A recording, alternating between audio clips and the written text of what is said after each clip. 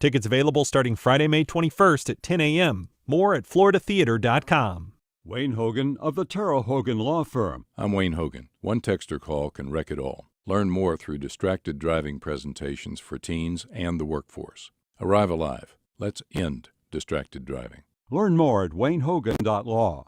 Baptist Health knows time matters when it comes to stroke. Every minute a stroke goes untreated can mean an extra week of recovery. Recognize symptoms, including face drooping, arm weakness, and speech difficulties. Act fast. Call 911. This is WJCT News 89.9 Jacksonville. Ahead in the next 5 minutes, live local news for the First Coast from the WJCT News team.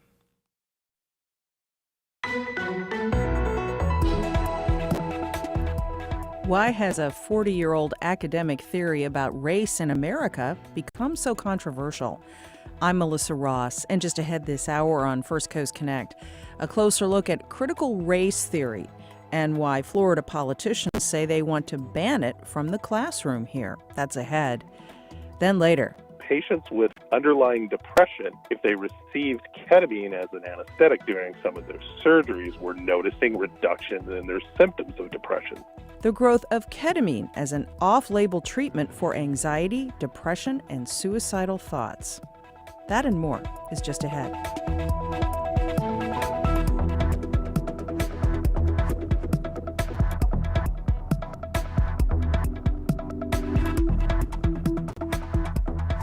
After the day's news.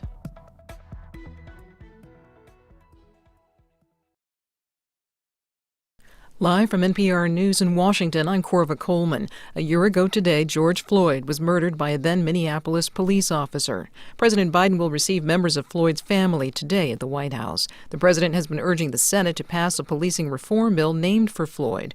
NPR's Aisha Roscoe says 3 black lawmakers are working on a compromise. Republican Senator Tim Scott is working with Democrats, including Senator Cory Booker and Congresswoman Karen Bass, to get something done. And that trio did put out a statement yesterday saying they are making progress toward a compromise and they're optimistic. So a big sticking point has been over what's called qualified immunity, which protects police officers from civil repercussions for the work they do. But still, the White House has said that they are hopeful. NPR's Aisha Roscoe reporting. Secretary of State Antony Blinken is in Israel, where he is working to shore up the Israeli-Hamas ceasefire. Blinken says the U.S. supports Israel's right to defend itself. Meanwhile, more than 500 Democratic campaign staffers who worked to elect Biden as president have signed a letter. NPR's Asma Khalid reports they're calling for a reevaluation of U.S. policy on the Israeli-Palestinian conflict. The letter asks President Biden to hold the Israeli government accountable for its most recent attacks in Gaza and to do more to protect Palestinian civilians. The letter reads, quote, "The very same values that motivated us to work countless hours to elect you demand that we speak out in the aftermath of the recent explosive violence in Israel." The old playbook doesn't work. Matan Arad Neiman was one of the co-authors of the letter. The first thing the administration needs to do is recognize the power imbalance. It's not two equal sides. Israel has far more power. Arad Neiman worked for the Arizona Democratic Party this past fall. Despite the growing pushback from some members of his own party, Biden insists there is no shift in his commitment to Israel. Asma Khalid, NPR News. European Union leaders have taken unanimous action after Belarus diverted a flight between Greece and Lithuania in order to arrest an opposition journalist aboard. NPR's Eleanor Beardsley reports the EU is working to isolate the increasingly autocratic country. European Commission head Ursula von der Leyen said Belarus would be punished for the hijacking. This is an attack on democracy. This is an attack on freedom of expression. And this is an attack on European sovereignty. This outrageous behavior needs a strong answer. So Europe will impose additional sanctions not only on individuals, but on businesses financing the authoritarian regime of Alexander Lukashenko. Von der Leyen said the safety of flights through Belarus airspace can no longer be trusted, so it is now off limits, and Belarusian carriers will be banned from using European airspace and airports. Eleanor Beardsley, NPR News, Paris. You're listening to NPR News from Washington.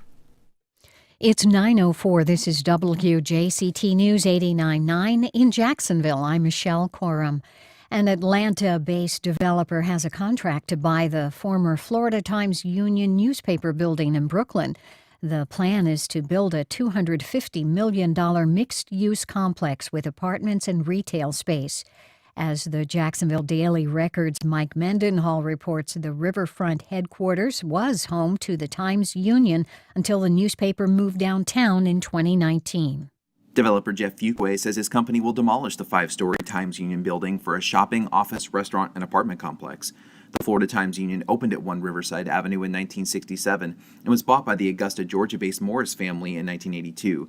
The staff moved to the Wells Fargo building downtown after the Morrises sold the paper to Gatehouse Media, now merged with Gannett.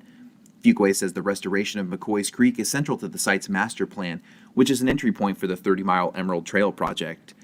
And with a potential for city incentive dollars, he wants to begin construction this year. He has a history in Brooklyn, too, as one of the developers behind the Fresh Market-anchored Brooklyn Station across the street. For WJCT News 89.9, I'm Mike Mendenhall. A sentencing date has been set for Zachary Wester, the former Jackson County sheriff, found guilty last week of planting drugs in the cars of people he pulled over. Wester was convicted on 19 charges, including racketeering and false imprisonment. His sentencing is set for July 13th. It's now 73 degrees in Jacksonville, sunny and hot this afternoon. Support for NPR comes from NPR stations. Other contributors include X-Chair, introducing the XHMT Heat and Massage Work Chair, a home office chair with heat and massage therapy, plus DVL support and 10 ergonomic adjustments at xchair.com.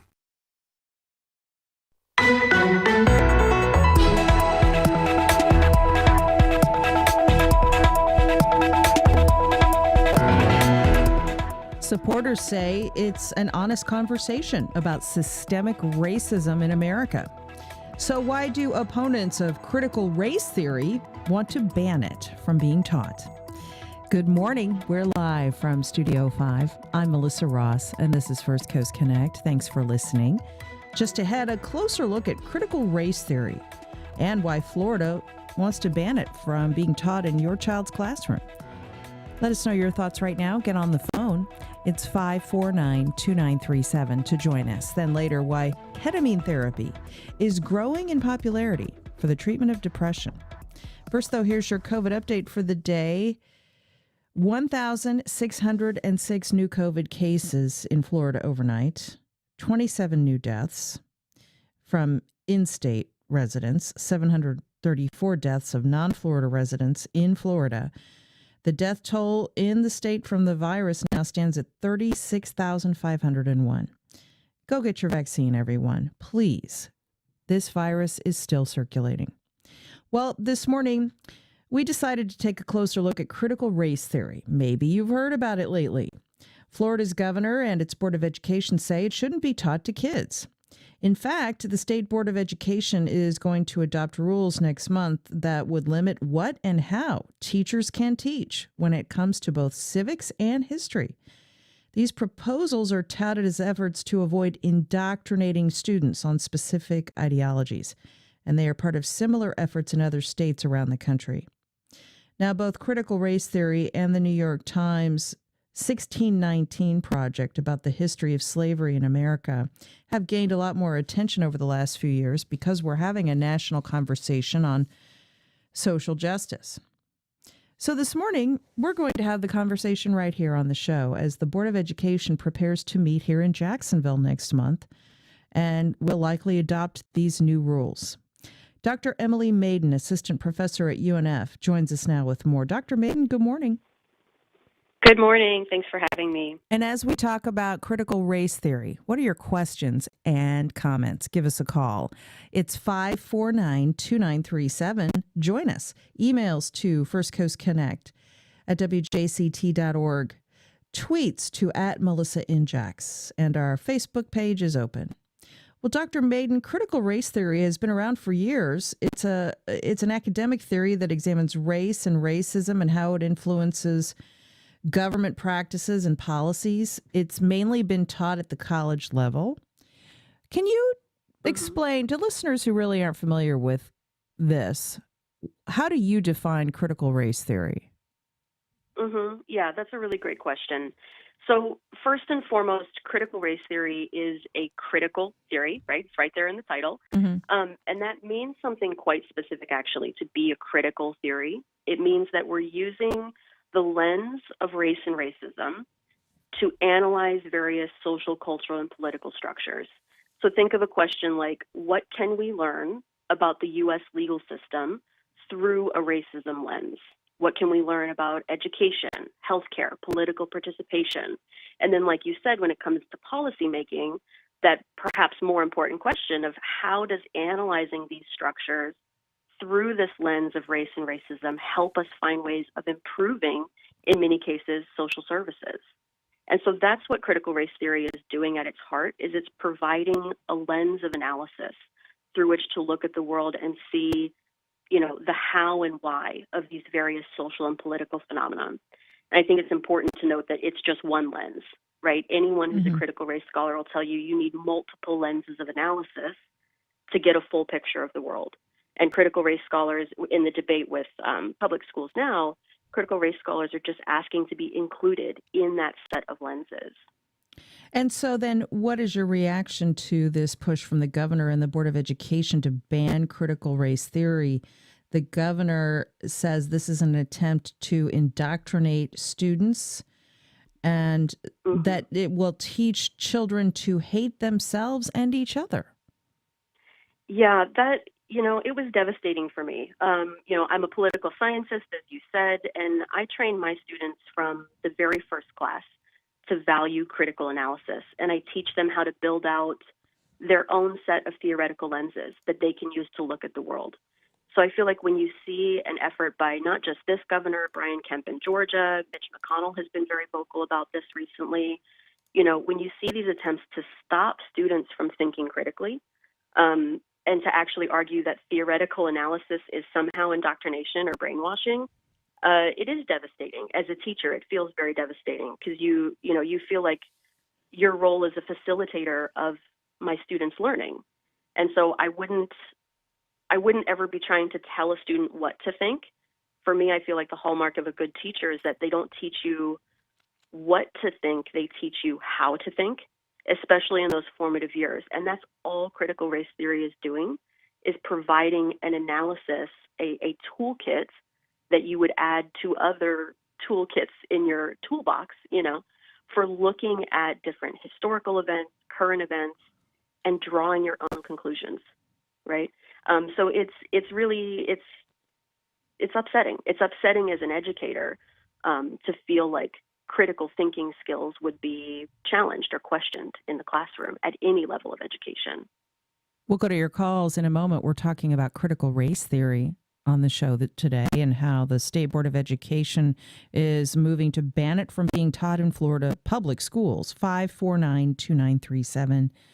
And so whether it's critical race theory, Dr. Maiden, or the New York Times 1619 Project, the creator of that, a professor and author and journalist, she was recently denied tenure at the University of North Carolina by its board of trustees, even though she had been recommended for tenure, because apparently some conservative members of the board there didn't like her authorship of the 1619 Project, which has also created a ton of discussion. In her work of scholarship, she reframes the history of America, not dating from 1776, but from 1619, which is when the first slaves touched U.S. shores. And so both of these theories and works of scholarship are asking Americans to revisit the narrative that we've typically told ourselves about America.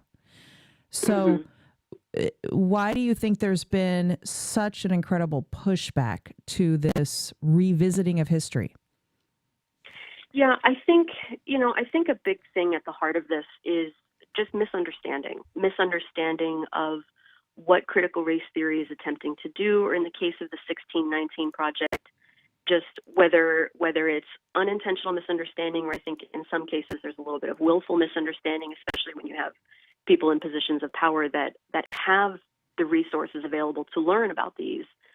these theories or these projects and are, in a sense, kind of choosing to misunderstand them, I think, to a certain extent.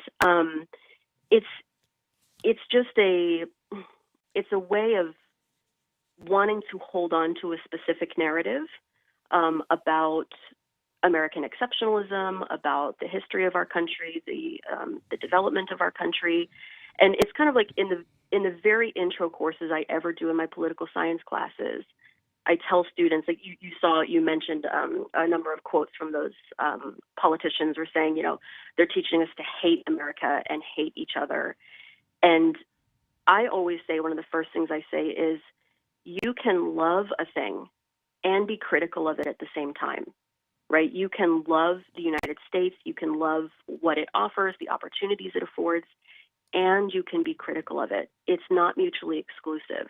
And so something like the 1619 Project is meant to be critical of the United States and the history of the United States as we've learned it, but it's also meant to be a celebration of all of these different people and events and innovations throughout history that we maybe haven't learned about because it hasn't been in our traditional narratives. So it's unfortunate that so often this argument is painted as an or. Like, you either have to love the United States or you have to look at it critically through a lens of racism. And that's just not the case with any of these theories or these projects. It's not an or, it's an and, in my opinion. And let's go to your calls now for Dr. Emily Maiden of UNF. As we talk about critical race theory, the state wants to ban it from being taught in schools. What do you think about that? 549-2937. Eric in Arlington. Hello, Eric.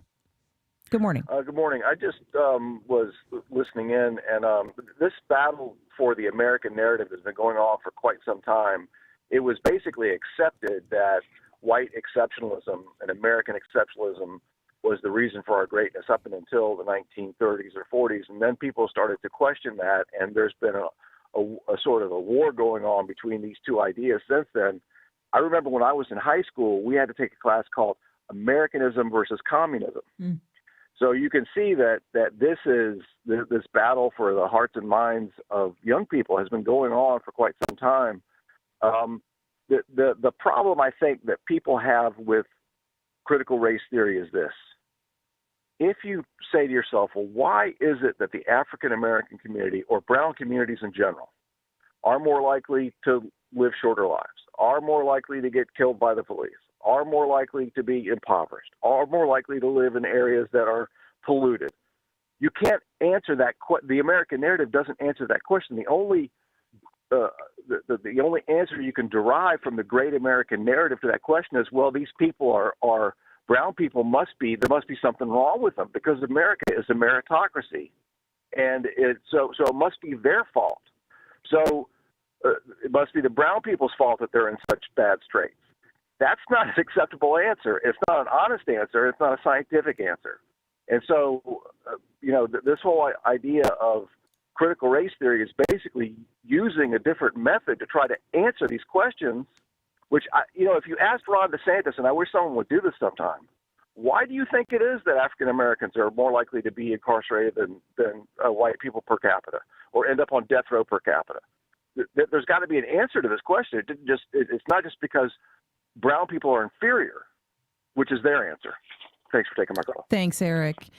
Okay, so Dr. Maiden, when you look at the data in this country and you look at a wealth of other studies that have been done on all of the things Eric has talked about, it would seem pretty obvious, I think, to most people who look at this stuff that, yes, we do have a problem with institutional and systemic racism in this country. That shouldn't be, I mean, to me, that doesn't seem incredibly controversial. So at the same time, though, what the governor and the Board of Education are saying is that the taxpayers should not be asked to fund teaching kids to hate their country and hate each other. That is extraordinary rhetoric.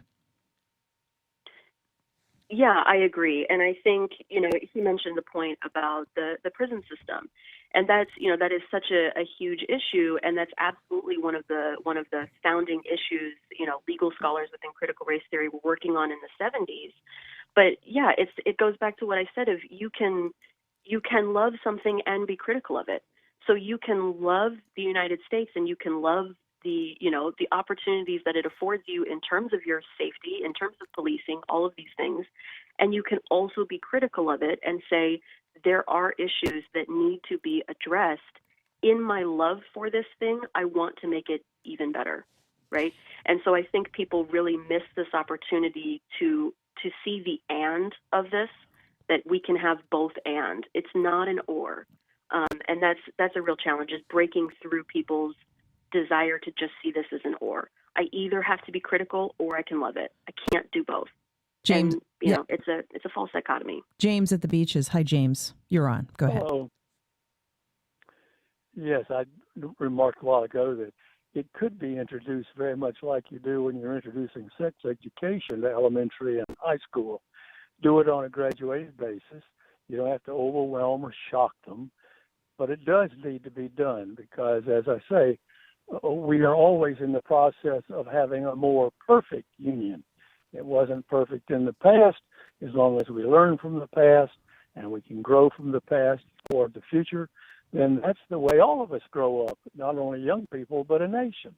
And my hope is that the governor won't just placate those of us who are white because we're anxious. We're nervous when they see that we're more violent than we like to think ourselves as being. Look at the Native Americans and what we've done to them. Look at other minorities, what we've done to them. And it's not a very proud history, but we're embarrassed about that, but that's okay. We can be better than that.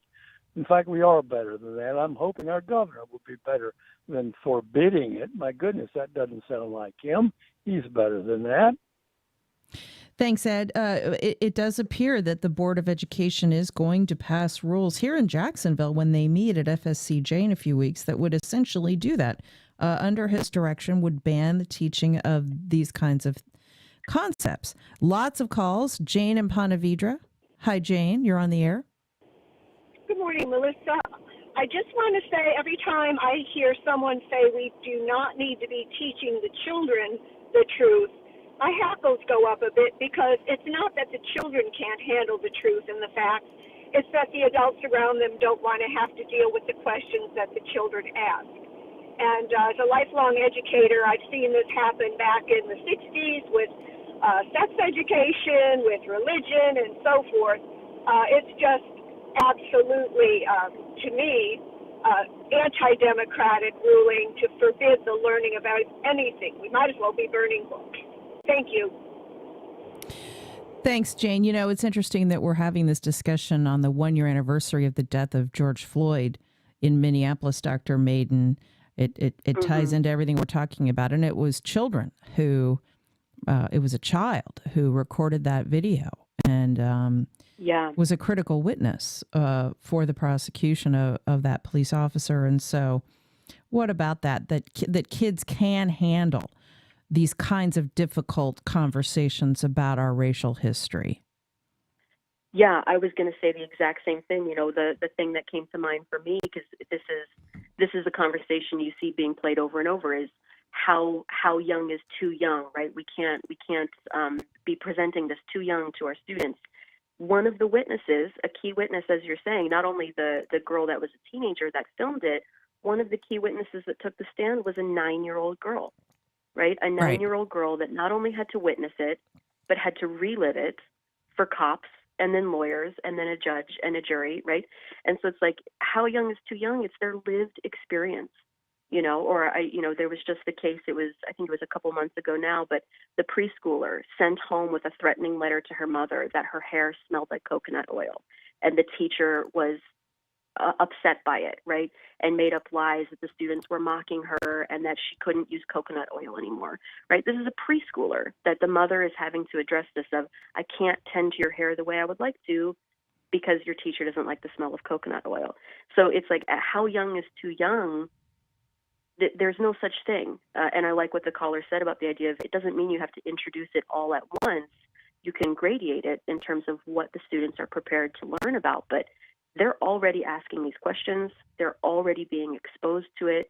And I can tell you from when I get them at the university level, right? Most of the students at University of North Florida, many of them are Jacksonville natives. They're hungry for this. They want this. They openly admit. I often ask them directly, when have you had conversations about race and racism? How have you had them in the classroom? And most of them say never.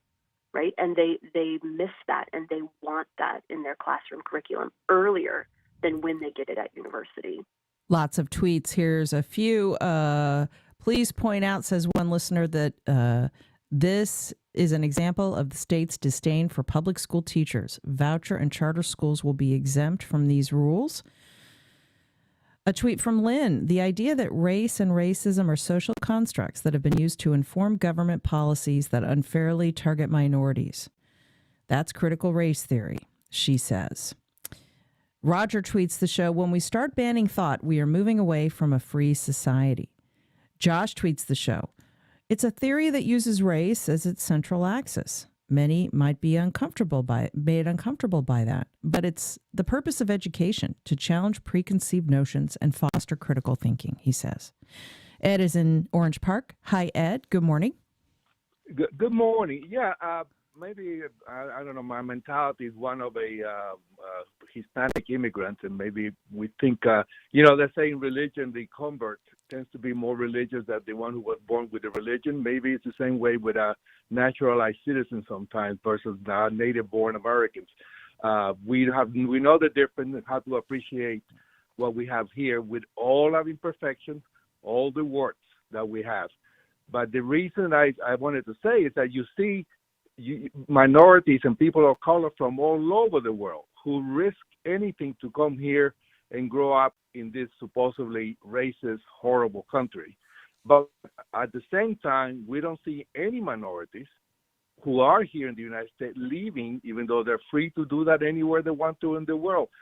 Perhaps we need to study a little bit more and concentrate and talk about the successes among the minorities of colors, how they managed to be able to get out of the poor neighborhood. By the way, every immigrant come here goes to poor neighborhoods to start because they don't have any money. It's as simple as that. But they managed to grow out of it and get better by obeying the law, studying hard and working hard, and passing to their kids the work ethics and strong family units, which seems to be the major problem among any group who has a problem with being poor and so on. The most successful group in the United States, the most successful, is not white, it's Asian. And I'm not Asian, by the way, I'm Hispanic. Why? Let's find out how they're doing it and imitate it. As simple as that. And thank you so much for taking my call. All right, Ed. Dr. Maiden, what about Ed's comments? Yeah, what stuck out to me was, the fact that we were mentioning the 1619 Project, and where he's saying, that so often it's naturalized citizens that have that deep appreciation for the both and that I was talking about. I can be critical of and understand what I'm walking into in terms of race relations, in terms of immigration challenges, but I can love this country and appreciate what it has to offer me. There's that both and. And the 1619 Project is doing very much the same thing. The heart of that project, the heartbeat, is the celebration of the innovation, the experiences of enslaved people through the history of the U.S. that is often overlooked, pushed to the side. So not only is it providing a critical analysis of looking at our history through a different lens, but it's meant to be that exact celebration that he's talking about of how did we survive and thrive? How did we build communities? How did we urbanize? Right? And so it's that both and, again, that's what that project is attempting to do. So rather than say the 1619 is meant to make us hate America and hate each other, it's meant to provide yet more stories of success. There's storytelling at the heart of it. There's innovation at the heart of it. That's what it's meant to be doing, even while it's providing that critical lens of looking at our history in a different way. One more call. Matt in Avondale. Hello, Matt. Hi, good morning.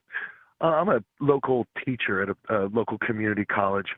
And I recall when I was young, when I was in high school, I went to a Catholic school. And one morning over the loudspeaker, the principal said, that all of the students at the school were forbidden from seeing a movie called Priest. It's critical of Catholic Church. I think I know where this is going. Sorry? Go ahead. Yeah, and no one would have known what this movie was or would have gone to see it. And that night, every one of my classmates was at the local movie theater seeing this movie. Sure. If you want Forbidden anyone fruit, who's listening right? who thinks this is a good idea, you should know that if you want to make something sexy and you want kids to be curious about something, have an adult tell them they're forbidden from learning about it. I agree with so many of the callers that say this is really akin to something like thought control.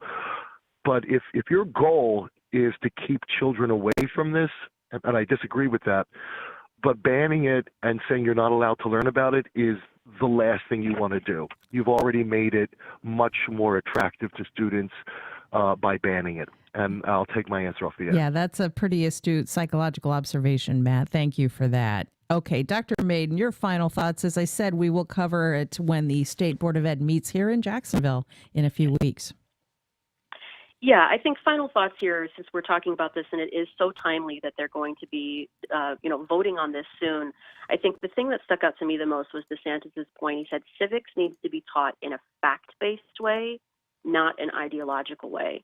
And that's literally all critical race theory is attempting to do, is provide critical analysis of social facts. So we cannot deny that colonization, slavery, the war on drugs, gerrymandering, voter suppression, these are all social facts in the U.S., and they're intimately connected to the social construct of race. So if we really care about facts, we ought to care about analyzing facts like voter suppression through a host of lenses, and that includes this lens of critical race theory. Well, I want to thank you for your insights. She's Dr. Emily Maiden at UNF, and so appreciate you being on. Thanks again. Yeah, thanks for having me. And much more still ahead. Later in the hour, jazz star Amina Scott as she performs in Jacksonville. But up next. Patients with underlying depression, if they received ketamine as an anesthetic during some of their surgeries, were noticing reductions in their symptoms of depression. Why ketamine, especially in this pandemic, is a fast-growing treatment for anxiety, depression, and suicidal thoughts. That's next.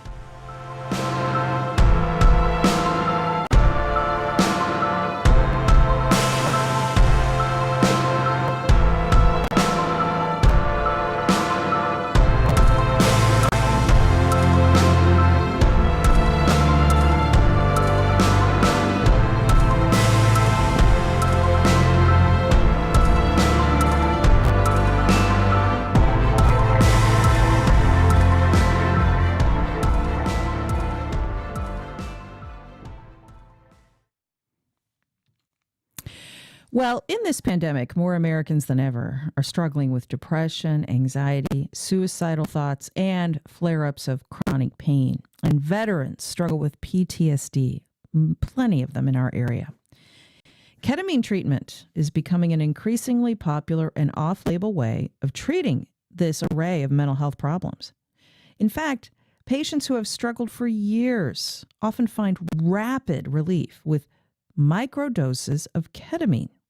Here in Jacksonville, a new treatment center has opened up. Full disclosure, my daughter has been treated there. And I spoke about it with Kevin Nicholson. He's CEO at Ketamine Wellness Centers.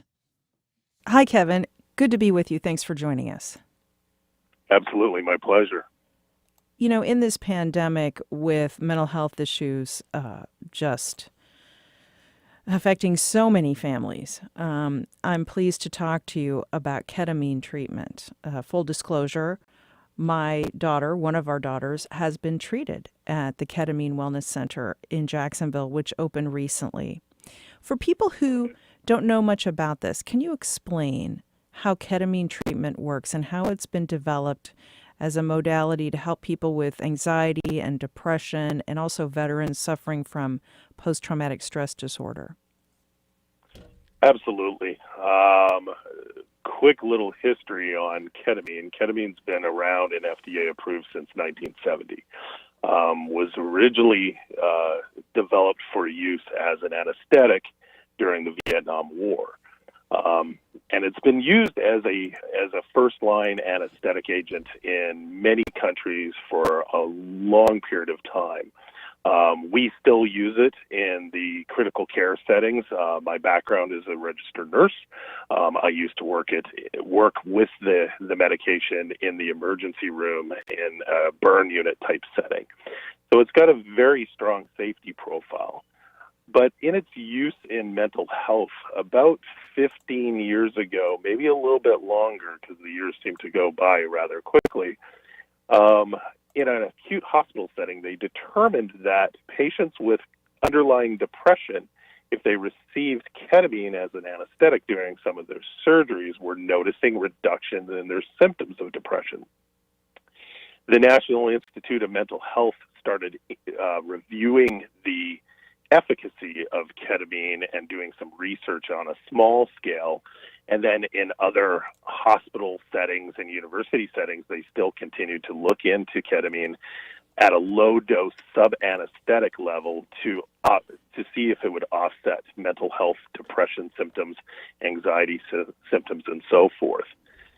Because, again, it's been so widely used with such a great safety profile when it's used properly in the hands of trained clinicians, different physicians and medical communities started doing their own independent research and treating patients essentially what they call off-label, which they can legally do, but can administer it to see if they can get better responses in patients who are maybe deemed what they call either treatment resistant with their depression or struggling with medications or traditional therapies that have become less effective or ineffective. Right, and we should note ketamine is used not only to treat depression, anxiety, PTSD, suicidal thoughts, but also obsessive compulsive disorder and chronic pain patients too. Now, correct. Yep. In this pandemic, both adults and young people have really struggled with depression and anxiety. And as I mentioned, my daughter was one of them. One of the things about ketamine treatment that has really been remarkable with people who are deeply depressed or close to being suicidal is how rapidly they start to feel better when they get a microdose of this medication. And that's something we witnessed in our own home. So can you talk about how ketamine works on the brain and why it has this positive impact in lifting people's depression and suicidal tendencies? Yeah. And that is one of the reasons a lot of people start to seek alternative therapies other than traditional SSRIs and SNRIs and those medications, because it does take a long time sometimes for them to work, and also it does sometimes become ineffective over time. So there's an adjustment in dosing and medication. So there's a lot of manipulation that has to continue. Whereas with ketamine, the medical component of it is essentially the easiest way to understand it is, unlike traditional antidepressants that work on the chemical makeup in the bloodstream, ketamine basically stimulates neuronal activity or neurogenesis in essence. So the brain-derived neurotropic factor, which is an enzyme that helps to stimulate neuronal flow, which is important for mood for patients to start to feel better. It stimulates this activity, so it essentially is helping neurons react together. Whereas, again, traditional SSRIs are working on the chemicals. It's not working on the actual physical part of the brain. So because it's stimulating the neurons, that improvement in symptoms can be rather dramatic and it can be rather rapid acting. Yeah. So Now, and you're right. what would you say to those who, when they think of ketamine, they think of it as it used to be thought of as a club drug, and they don't think that people should be exploring this off-label treatment? You're right. You're absolutely right. It comes with its stigma. It's been in and out of movies and called cat tranquilizer and animal tranquilizers, and it is still highly used in veterinary medicine because of its limited effect on the respiratory center, so it's a very safe drug for animals and for human beings. What I tell people is that the dosage that we're administering for mental health conditions, all the ones that you listed previously, is essentially 1/1000th the amount that you would be taking if you were going to a rave and using it. It's really a 1/100th the amount that you would receive if you were getting it in a safe anesthetic dose. So the dose is extremely low. When it's done properly and monitored responsibly, it's very safe. And even though there's a slight bit of dissociation, again, as long as the facility that you're going to is equipped and trained with the right personnel, that dissociative feeling can feel kind of like a little dream, like a little spacey, and beyond that, it's really not even close to what you see on the internet and so forth. I can personally attest, I have seen this medication work. And so I do recommend it for an appropriately screened patient, which you can do by visiting ketaminewellnesscenters.com. They have recently opened a new treatment center in Mandarin here in Jacksonville. So I want to thank you, Kevin. He's Kevin Nicholson, President and CEO at Ketamine Wellness Centers. And let's keep in touch. Thank you, Melissa. Appreciate your time. Well, it's hard to believe it, but hurricane season is right around the corner. Yeah, as if we need more stress. And I hate to tell you this, but it's expected to be an active storm season too. With more on tracking the season and some other important news and notes, we're pleased to welcome meteorologist Jeff Huffman of Florida Public Radio and the Florida Public Radio Emergency Network. Hi, Jeff. Hey, good morning, Melissa. Good to talk to you. You do such a great job informing us all through the year and especially during storm season. So let's talk about Storm Summit, getting prepared for the storm season. This is something that WJCT is co-hosting with you guys at Florida Public Radio Emergency Network. Tell us what's happening. Yeah, well, I appreciate that. I don't recall the address on to register for the event, but every year, of course, we hold this event where we especially work with business partners and community leaders to prepare for the season ahead. And regardless of the forecast, Melissa, yes, unfortunately, it appears to be going to be an active year again. We all know that it only takes one storm to really make it an active year for us. So we saw that with Matthew dating back, I think it was 2015, 2016. We had Irma, and then we had several storms that have really not directly made landfall in Northeast Florida or along the first coast, but significant impacts can occur. So this is the time of year to prepare. We know not everyone can prepare to the same degree ahead of time, whether it be for financial reasons, time, stress. We've got a lot of things we're still balancing as we come out of the pandemic, but there are small things everyone can do now that will make the stress of an impending storm when you're in the cone a lot less significant. So that's what we encourage folks to do, just to consider things you can do now, things that may be more difficult at the last minute when a hurricane is approaching. Right. Now, this is a free virtual summit. You'll be there, Jeff. Our own lead reporter on environment and climate, Brendan Rivers, is hosting. You can check out his work at our website, adaptflorida.org. And so, 20 named storms this season? And how do you see climate change driving these more active hurricane seasons? Well, yeah, there are various forecasts out there for the season ahead. Keep in mind, I think the range that NOAA released was 13 to 20. The number of storms that occur actually in the entire Atlantic basin has little effect typically on whether or not North Florida, Northeast Florida, Florida in general will be hit. Remember, there were lots of storms last year. I mean, we had record-breaking numbers of landfalls last year, but none of them really officially made landfall in Florida. So that is, we had one that came very close, Sally over in Pensacola. But as it relates to the number of storms, what the variability that happens from year to year, that's more based on the seasonal or actually sometimes decadal cycles of conditions in the Atlantic basin. But we have noticed with climate change significant changes, at least notable and changes in the intensity of storms. Sometimes with the motion of storms, they've been slower moving. They've been able to hold more moisture. So there are definitely some impacts of climate change occurring in our hurricane situation. But regardless of that and regardless of the forecast, dating back for as long as records have been kept, Florida has always been and will always be vulnerable to a significant hurricane strike. Sure.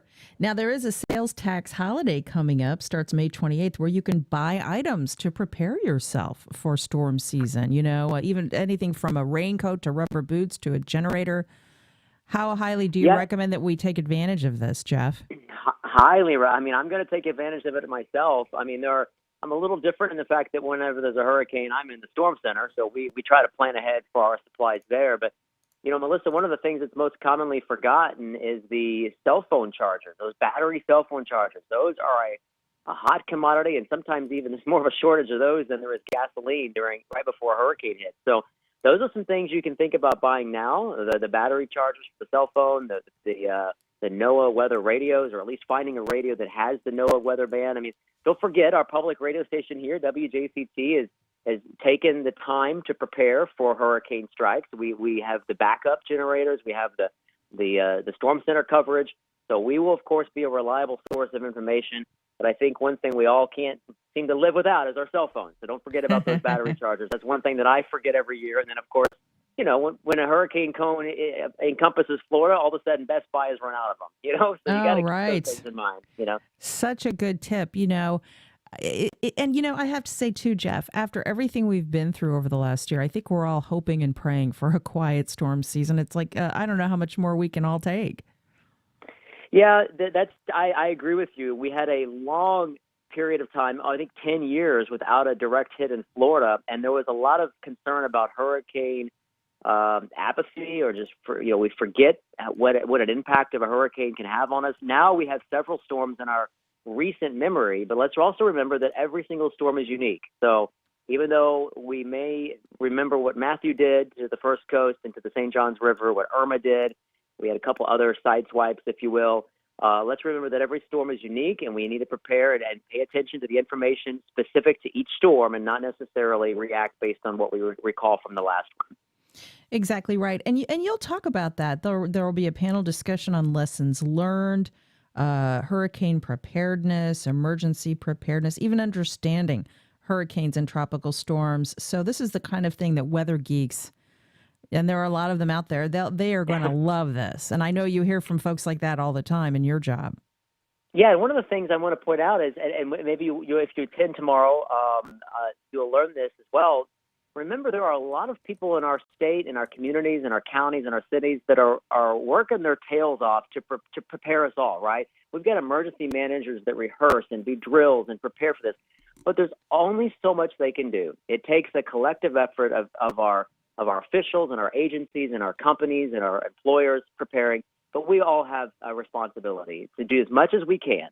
I'm not asking anybody to do more than they can, but to think about what you can do now ahead of the season ahead. It's likely going to be active, which increases our chances of being affected here in Northeast Florida. So with all of that said, everyone, you need to register for tomorrow's Storm Summit 2021, sponsored by WJCT and the Florida Public Radio Emergency Network, with Chief Meteorologist Jeff Huffman, who we're talking to now. Our lead environmental reporter, Brendan Rivers, he'll be moderating.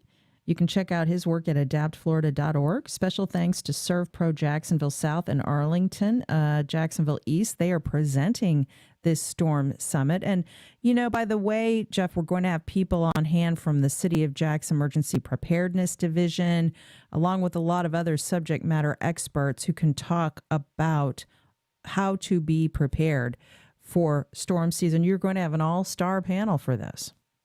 Yeah, I always look forward to this event, Melissa. We all hear the mantra every year about preparing, but every single year we also learn new things. So if you want to kind of get up to date on the very latest and what's the latest things we've learned from recent storms, some maybe tips, especially considering we're coming out of the pandemic, looking forward to, this year's event even more.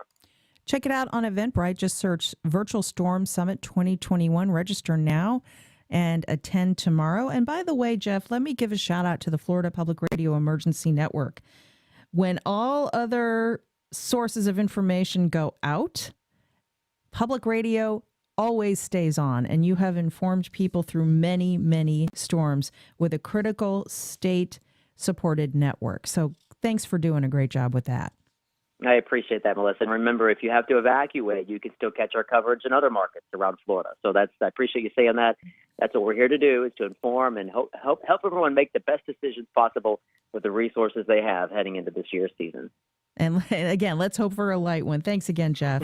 Amen. Yeah. And All right. And in a moment, jazz star Amina Scott and her concert in the city this week. We'll be right back.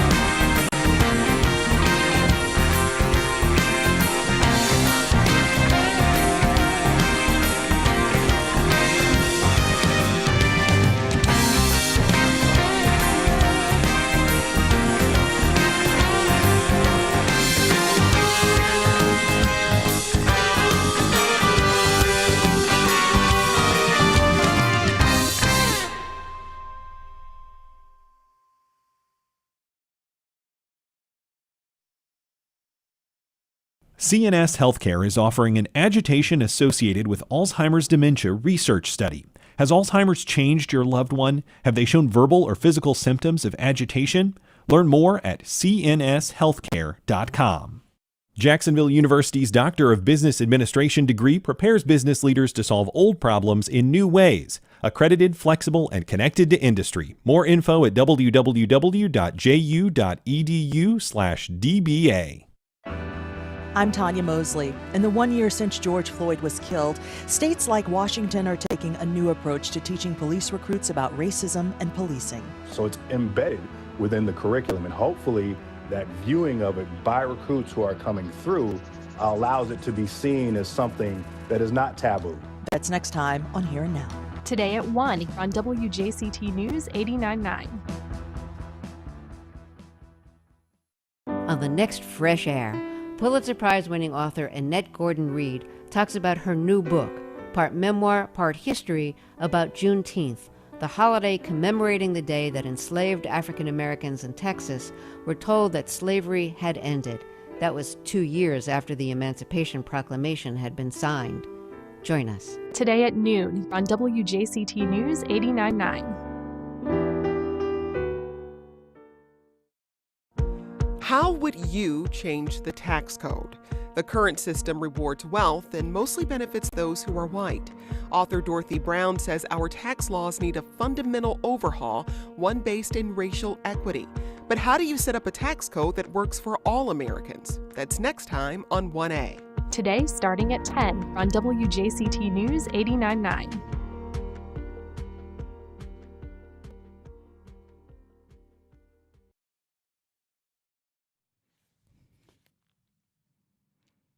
Welcome back. Well, she's a renowned bassist, composer, and band leader. And this Friday, Amina Scott will headline a special jazz concert at JAMS. That's the Jacksonville Art and Music School. She gave me a preview. Take a listen. Hi, Amina. Good to talk to you. Thanks for being with us. Thank you. Thank you for having me. Sure. So you're going to be playing a show in Jacksonville Friday night at JAMS, Jacksonville Art and Music School. More about that in a moment. First, let's talk about your career as a bassist, a composer, an arranger, and your love of music and jazz. How did you get interested in the genre, and why are you so passionate about it? Oh, that's such a long answer, but I'm going to try and keep it really short. So I started playing music through my grandmother. She had a piano in her living room, and she was my first teacher. And eventually I just dabbled in other instruments, which led me to the bass.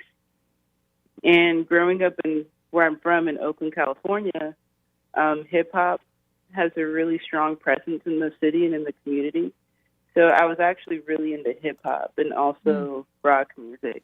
And just by way of learning about different hip-hop groups, especially A Tribe Called Quest, led me to learn about sampling. And Tribe Called Quest sampled a bunch of great jazz records and jazz artists. So I ended up just sort of going through that way. And once I started playing bass, my grandmother signed me up to be part of this community jazz band in Oakland. And that's how I learned about like Freddie Hubbard and Sonny Rollins and Herbie Hancock, because we were playing all of their tunes. So for a while, I just knew like the tunes that I was playing, but eventually, the deeper I got into my studies, I learned, a lot more stuff after that. So that's sort of the more succinct version of how I got into the music. And you've become so accomplished. You've played all over the country and overseas, including a quartet you led at the 2019 Jacksonville Jazz Festival. You've played with a lot of amazing jazz artists. Now, you're doing an upright bass, and you've really mastered that instrument. Are there a lot of women that even play that instrument? Is it unusual for you to be fronting with that instrument? Like maybe 10 or 15 years ago, I probably would have said yes. But in the last couple of years, there's been a lot of women who've like come on the scene who are not only great players, but amazing band leaders and businesswomen. Of course, everyone knows like Esperanza Spalding. When she started to get really popular, that was around the time that I had started really getting into the bass. So the timing was just right, to see someone who looked like me doing what I wanted to do. But now there's a lot of great, especially younger artists like India Owens, who's actually around my age, Anissa Strings, who's also from the Bay Area, Adee Meyerson, and like I said, of course, Esperanza, and Mimi Jones, who's out in New York. So there's a small but mighty group of women who play bass that are, amazing band leaders nowadays. That's good to hear. So with all of that said, tell us about the concert Friday night, the Jazz Discovery Series featuring you, Amina Scott, at JAMS, the Jacksonville Art and Music School. Yeah, so I'm a big supporter of JAMS. I did a master class there. I want to say it was 2019. Yeah, in 2019 when I still lived in Tallahassee for a little bit.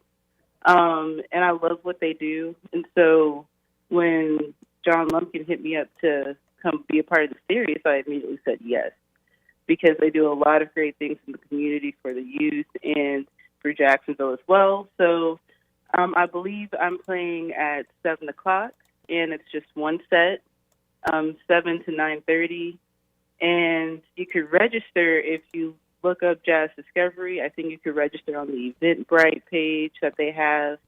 And yeah, I'm really excited about it. I'm bringing Jalen Baker, who's a vibraphonist from Houston, Texas, and also Joshua Bolas, who lives in Jacksonville, and he's going to be playing piano, and John will be playing drums. The set will be mostly original music and original arrangements, too. It's going to be a great show. Get your tickets now. It's Friday night, the Jazz Discovery Series featuring Amina Scott, 7 p.m. at JAMS, the Jacksonville Art and Music School. Have a great show, Amina. Thanks so much. Thank you. Thank you for having me.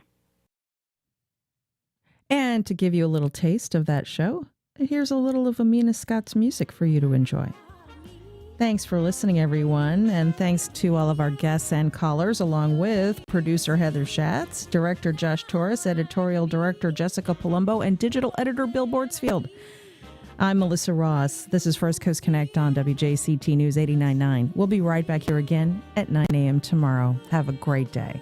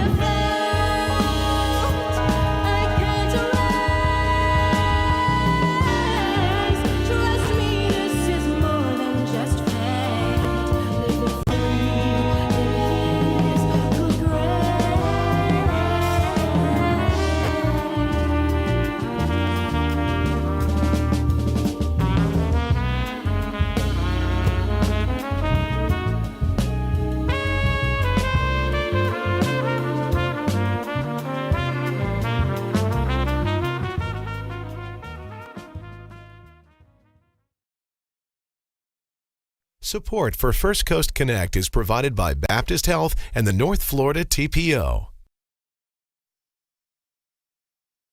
Baptist Health wants